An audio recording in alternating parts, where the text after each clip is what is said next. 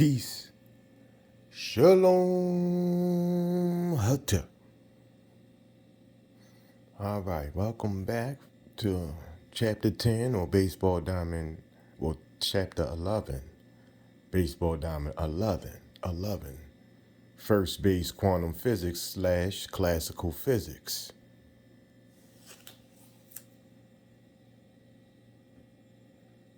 As usual, don't forget the screenshot in case you'd like to read along with me.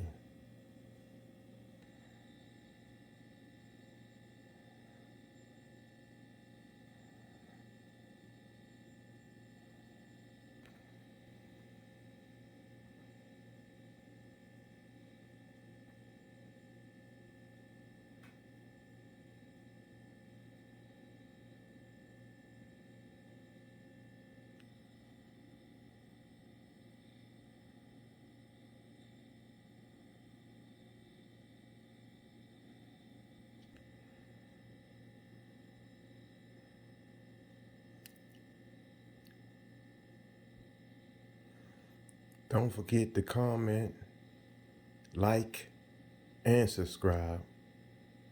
Your feedback is greatly appreciated.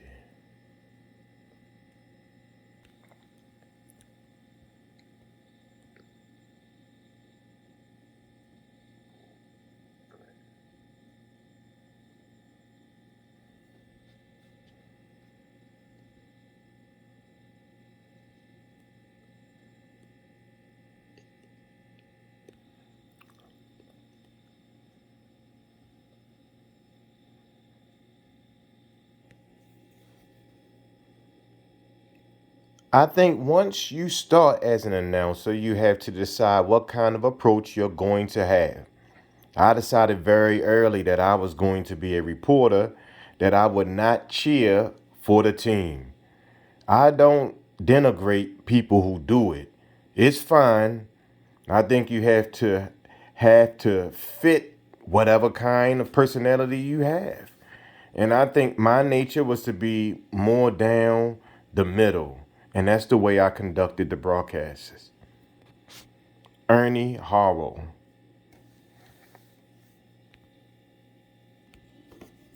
Related to the fantasy draft Diamond Heart and the Thunderhead teams, each team's ideology of worldview is explained by the views and research of the solid lineup of team players.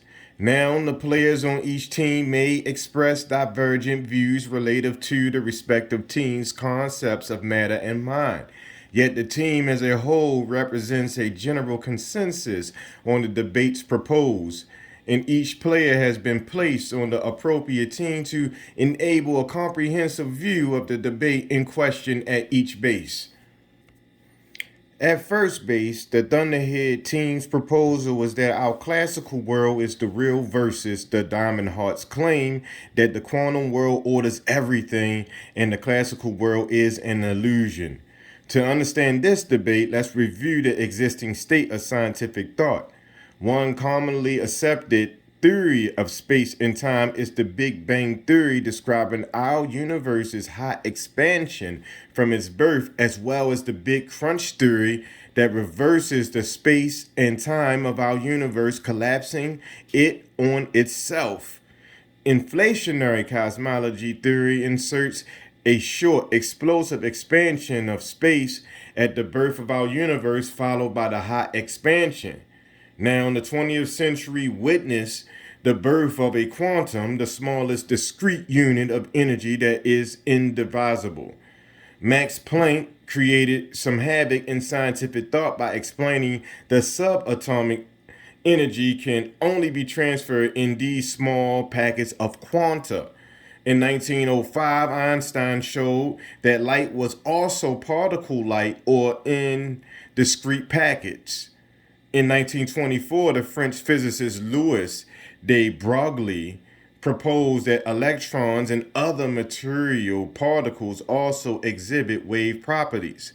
In other words, matter owns both wave and particle properties, and this is actually the crux of the debate at first base. All right, so remember, guys, this big thing that's right here. So the big crunch theory, forget that. Quanta, discrete quantities of energy proportional in magnitude to frequency of the radiation it represents.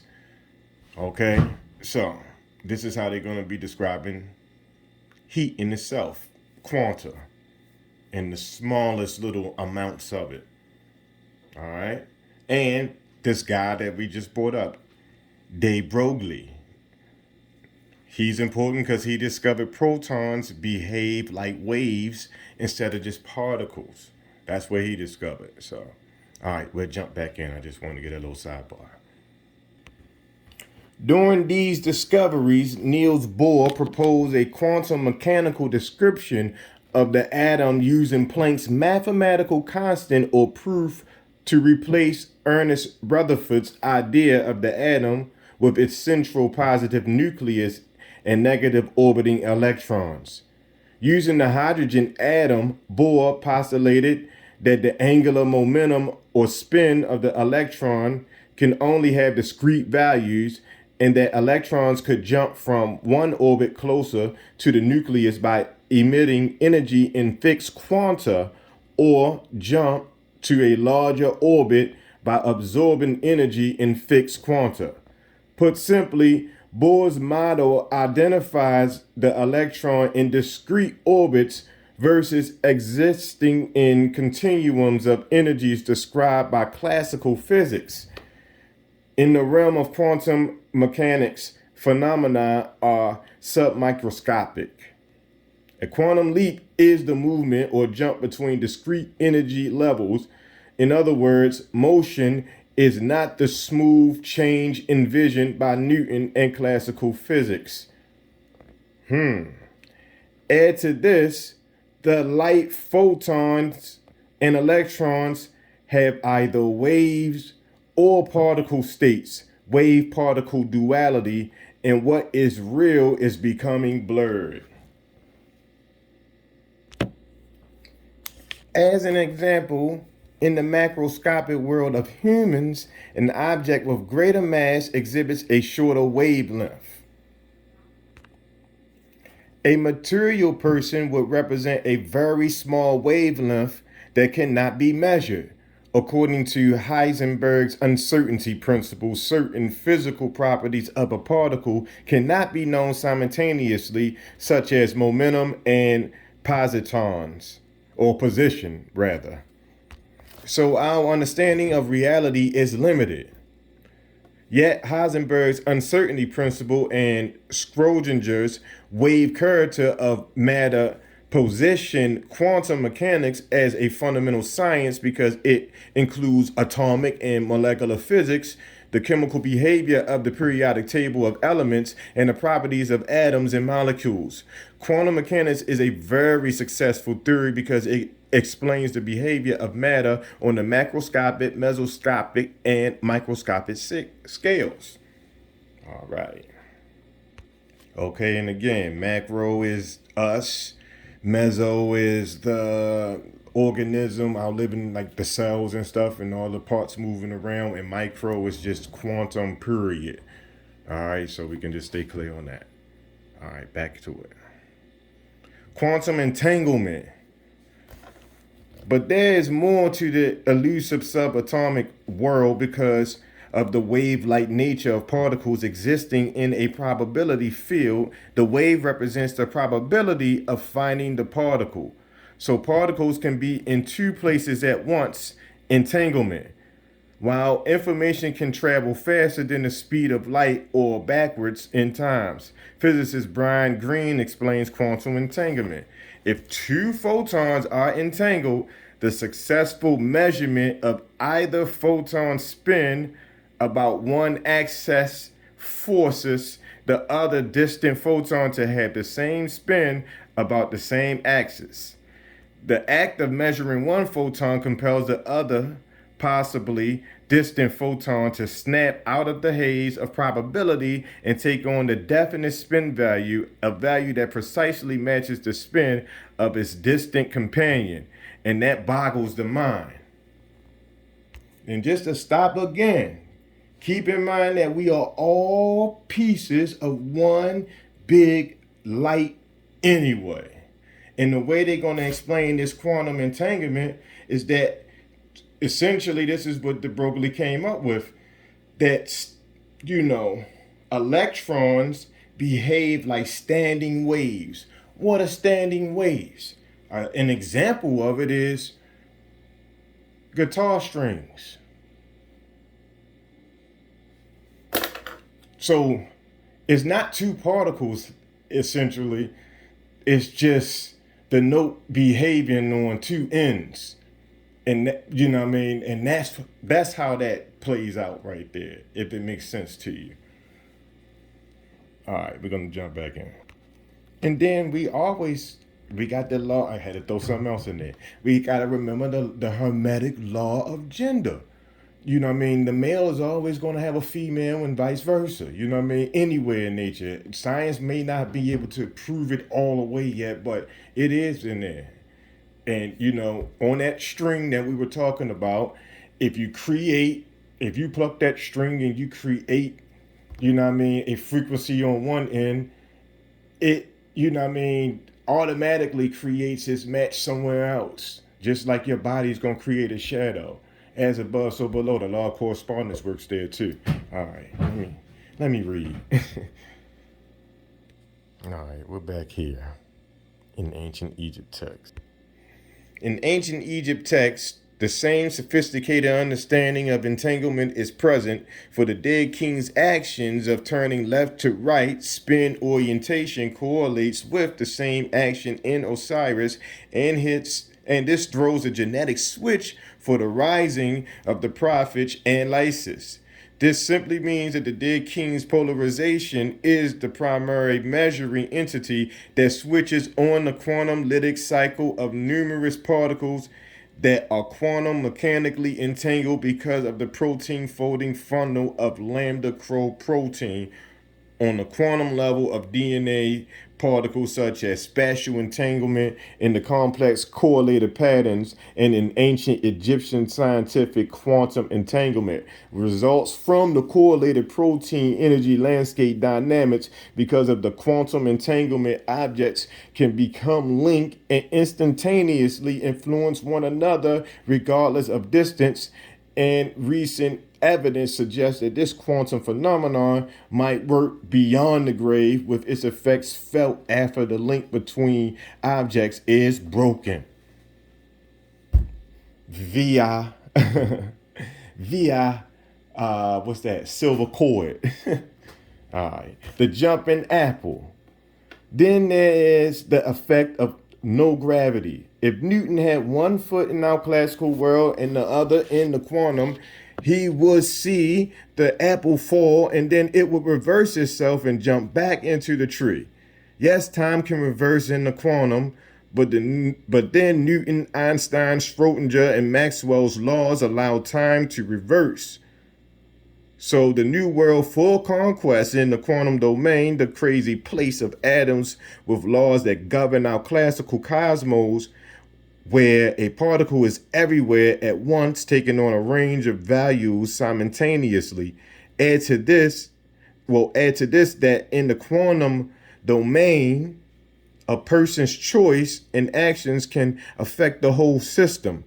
A physicist, Brian Greene, explains an observation today can therefore help complete the story we tell of a process that began yesterday or the day before, or perhaps a billion years earlier. So we have a magical, mystical world that is quantum, counterintuitional, and bizarre, and this confuses the debate at first base.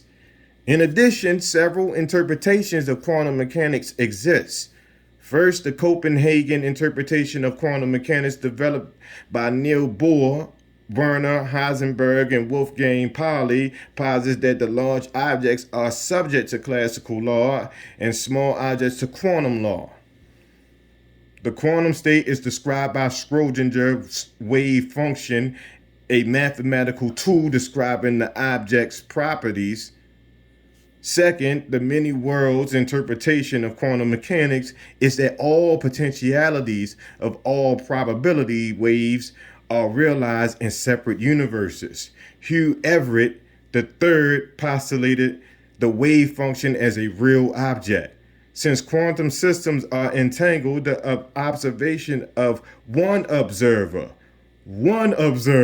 can be split into a number of copies that exist in mutual unobservable real worlds. Third, David Deutsch proposes the multiverse theory of that a universe exists for every possibility.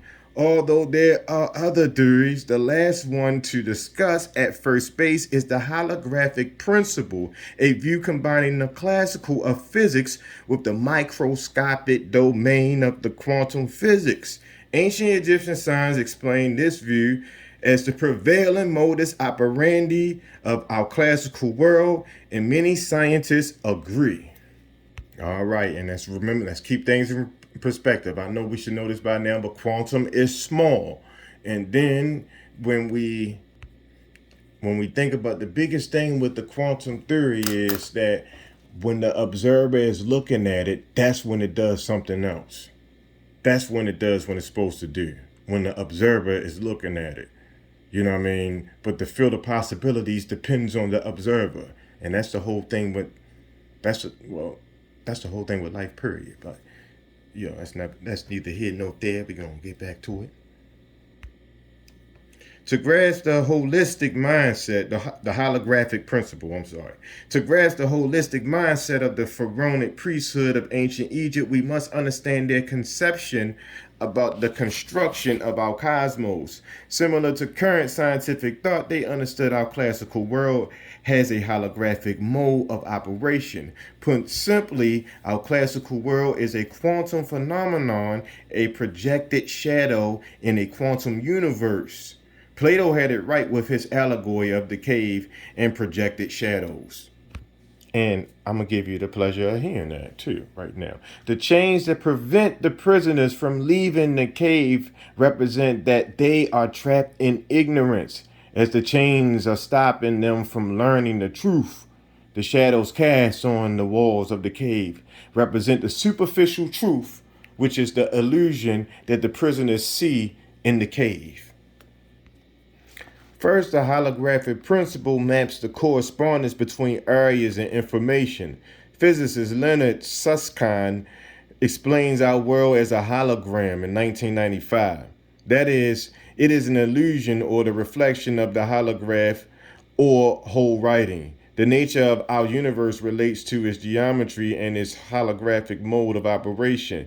The calculations of physicist Roger Penrose and Stephen Hawking, along with the current expansion of our universe, show that it began from a singularity, an extremely small, dense point. However, a singularity can be described as a collapsing black hole or the expanding universe, which may represent a large black hole. Scientists also believe that our universe's three-dimensional physical processes happen on a two-dimensional surface encircling us, and what we see is simply an illusion, projection, or hologram of physical processes. The ISIS thesis suggests that this projection is created by the mesocosm of viruses and bacteria. Second, in understanding the black hole dynamics in our cosmos, one must also factor in black hole holography. Juan Maldacena has shown black holes operate according to the holographic principle. All the information about the black hole is stored on the horizon. That's the holographic principle. Okay. Particles living on the boundaries describe objects in the interior which could be very complex. Maldacena explains that space-time, the interior, and everything in it emerges dynamically out of the interactions of particles living on the boundaries. emerges dynamically. Dynamic means change, basically, in this situation. Let's do that. Changing. Okay, back in. The force of gravity in one of the spatial dimensions. The two-dimensional surface encoding the information about the three-dimensional shape of the black hole is this boundary or horizon. Thus, the ancient Egyptian dead king is a horizon dweller and takes possession of the horizon, so that those who are in the horizon may live for this spirit. The dead king claims, my power is in the horizon, suggesting black hole holography. All right, and again, the holographic theory is basically info on the horizon is like the particles in the singularity. The horizon is like the outside part of the black hole, and the singularity, of course, is the dot on the inside, the compacted little mass. You know what I mean? That's lighter than mass. Anyway, back to it. Nope, gotta add this.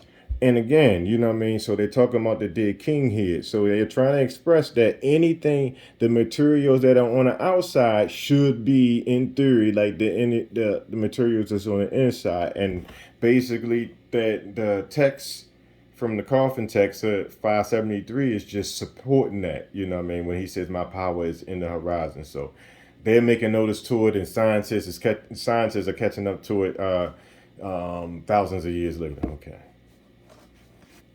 Third physicist Roger Penrose extends Einstein's theory of relativity, general relativity.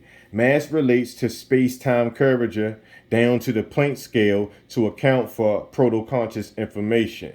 This means that the consciousness and the body are embedded in space-time. Again, this means that the consciousness and the body are embedded in space-time, but can reduce to the quantum state activated naturally, as been shown by the practice of ideation, meditation, fasting, physical stimulation, and so on. Because the observer predicts what's going on. If he's aware, he's observing. Anyway. Also supportive of this reduction is Carl Pembrum's research on vision. After 50 years of brain research, his holonomic theory summarizes evidence that the retinal image is transformed to a holographic or spectral domain. The concept of spectral domain includes the idea that colors, tones, and all extraceptive sensations, including those dependent on spatio-temporal configurations, that is, shapes of surfaces and forms, can be analyzed into their component frequencies of oscillation. According to Pembrum, the spectral energy domain is the Fourier transform of space-time. In other words, the input to the output from a lens performs a Fourier transform.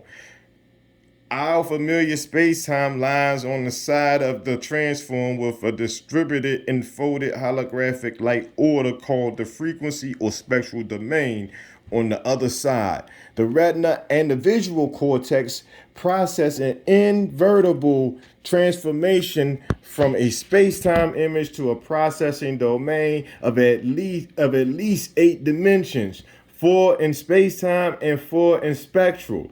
They got to match. As above, so below. And if you got a male, you're going to have a female. Anyway, when the spectral dimension dominates a perception, space and time and evolution ceases and spatial boundaries disappear. Thus, living humans may have accessible potential for semi-conscious quantum state reduction where spatial boundaries disappear. All right, so they say that big people are not supposed to recognize waves because they're big. So, but you can recognize the waves in quantum. But if you believe that you can see the wave and recognize stuff and recognize the smallness is and the bigness and the interrelation of these things, then you can create stuff in this world. I'm not preaching, man. Fourier transform decomposes an image using a processing tool into a sine or cosine. We know they're basically sine waves that you see on an oscilloscope or something like that too, to make examples, But yeah, the Fourier transform, it just basically breaks down everything that you see. So imagine looking at something and let's look at like the mountains and some grass in the mountains.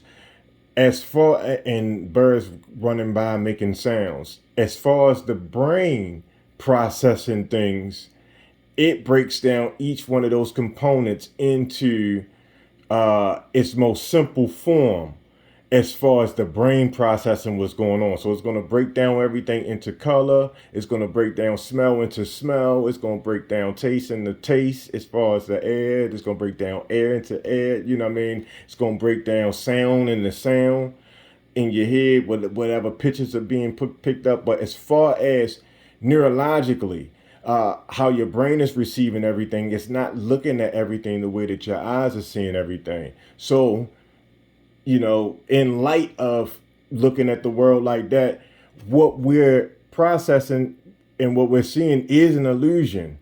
It's a reflection that we're sending through our Fourier transform via our eyes back to neurons that send, powerful electronic messages to our brain.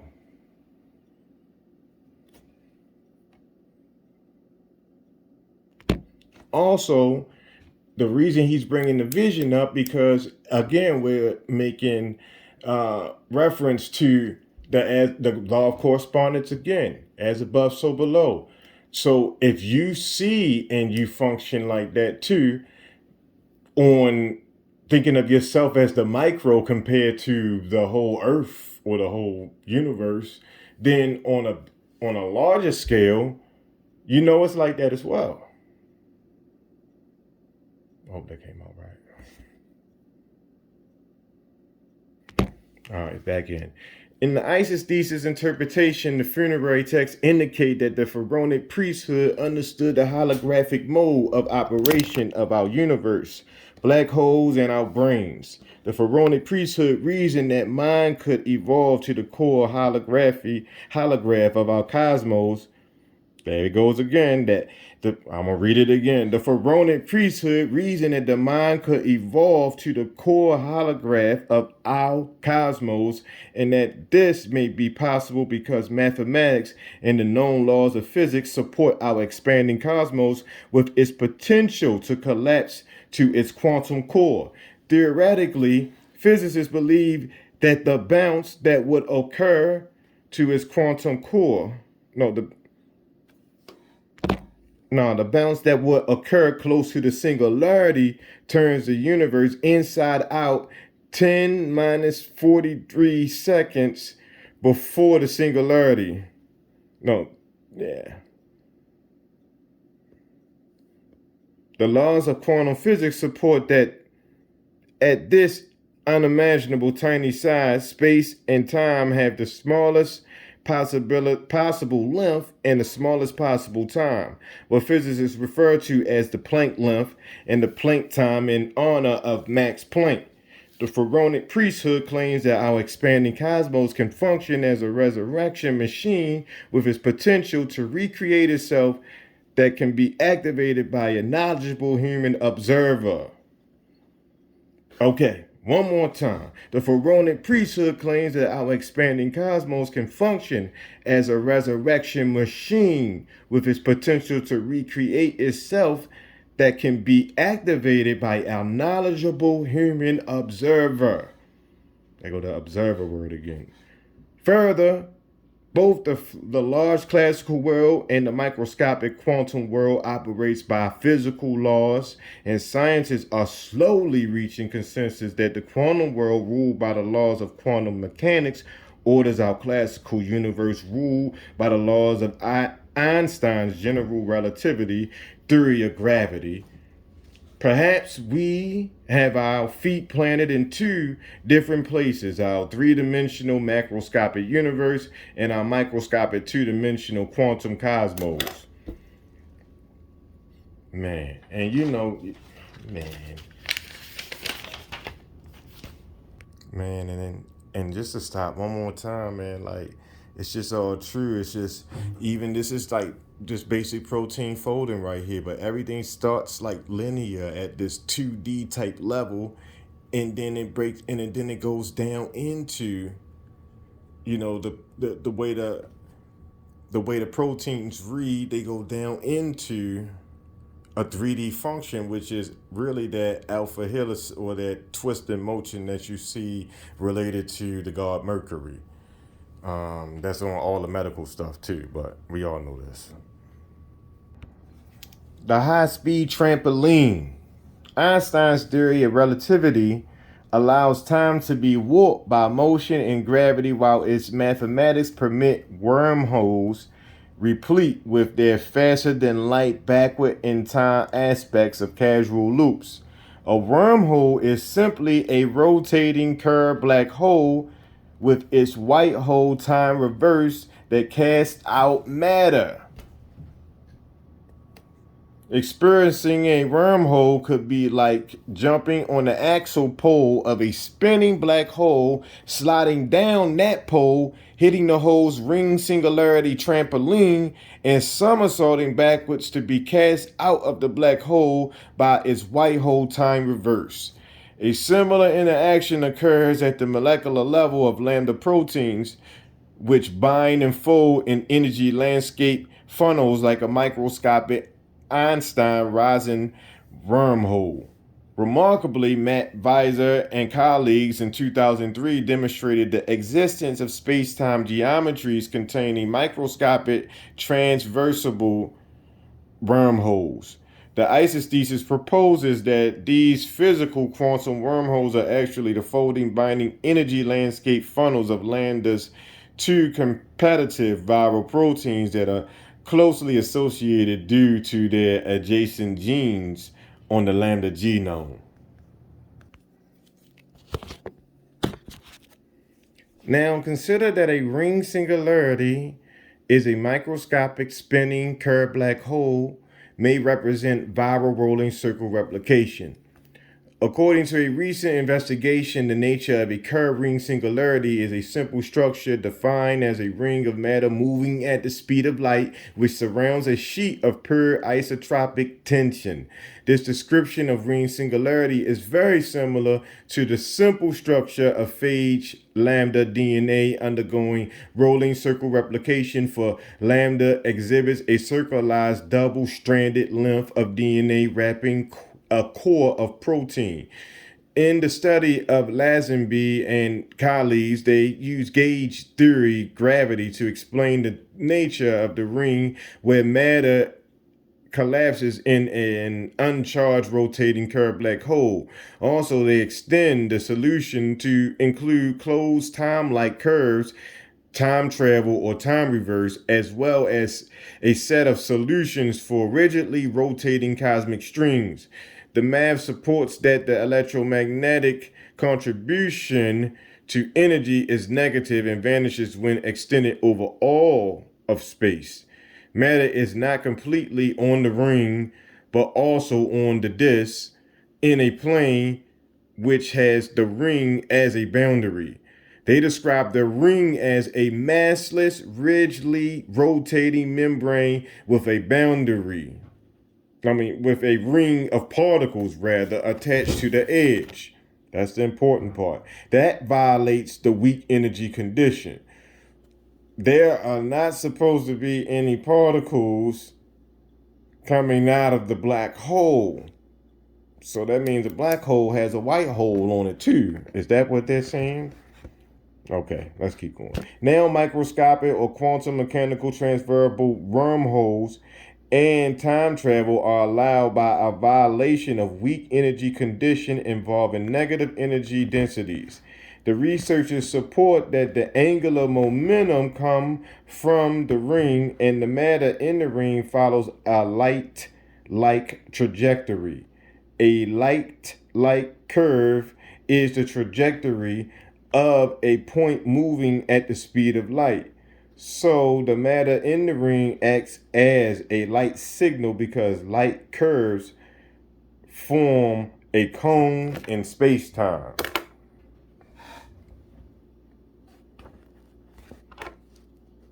Now, just to stop for a minute, this is the dynamic part about this.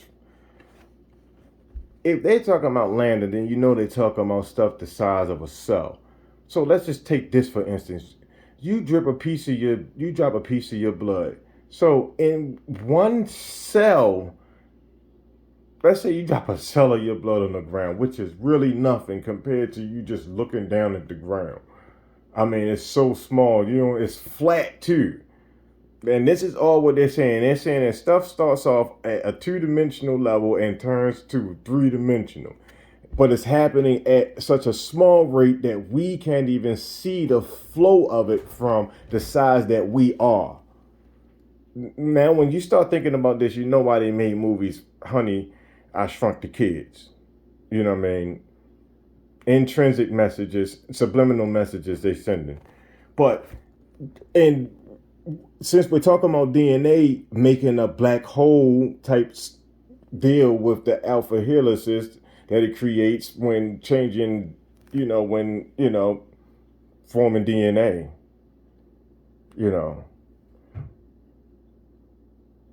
yeah.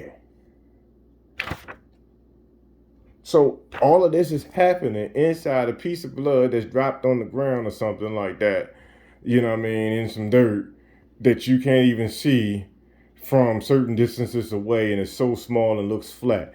That's supporting all that. And you know from this that all of that stuff is happening in that little piece of blood. But we can't perceive it.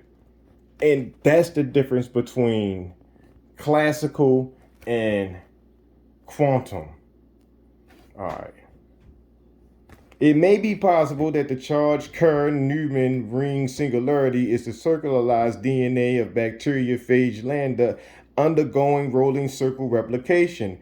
If the Kerr-Newman ring is circularized lambda DNA undergoing rolling circle replication, then the repulsion force at the Kerr-Newman ring is caused by the charge of lambda's double helix of DNA. There we go. Recall the lambda's coat proteins include iron, and the phage has iron in its tip proteins for iron binding.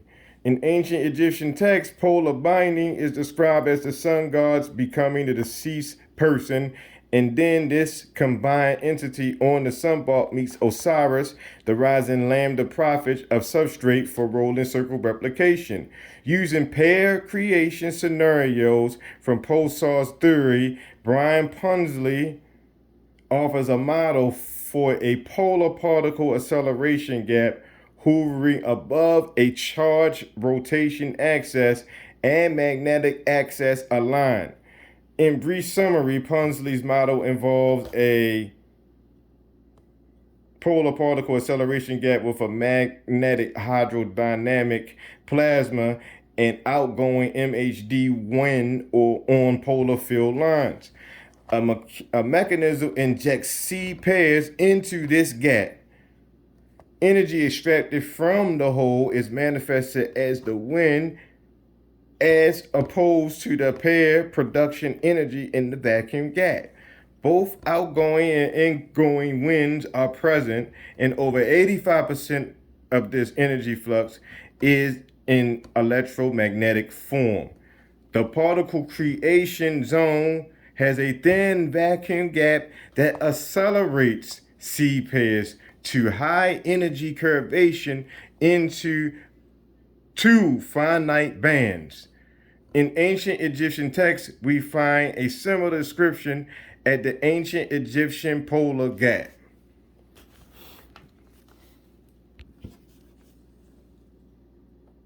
The vacuum Kerr-Newman magnetosphere is electric everywhere except just outside of the horizon's pole.